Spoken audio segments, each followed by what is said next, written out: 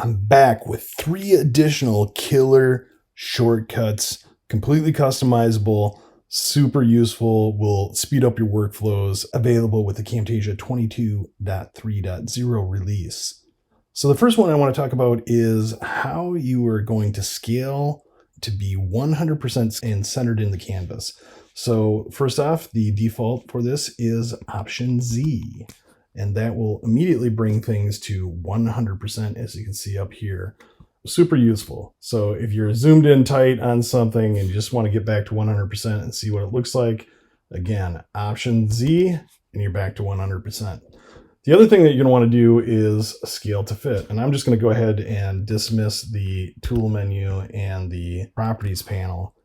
And now what we're going to do is zoom to fit. Right? So zoom the canvas to fit. So I'm just going to go Command 0, and you can see I'm at exactly fitting the dimensions available to me in the canvas area, right? So again, scale to 100% is Option Z, and Command 0 will take you to the fit mode, right? And so let's resize this a little bit, and let's do the command to fit again, Command 0, and you can see it's just going to scale to fit the dimensions that are available.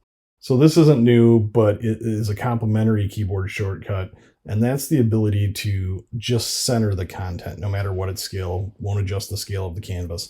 So for instance, if I'm over here and I'm off center and I just want to center this all up without scaling it, I'm going to do Control, Command, and C, and that will put it like that. If I want to scale to fit, Command 0, and if I want to scale to 100%, Option Z. All right, super useful.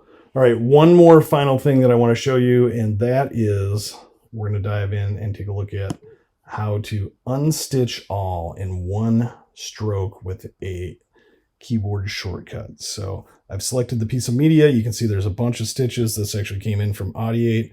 And what I'm going to do is I'm going to Shift, Command, \, and it will go ahead and automatically unstitch all those things. I can restitch everything.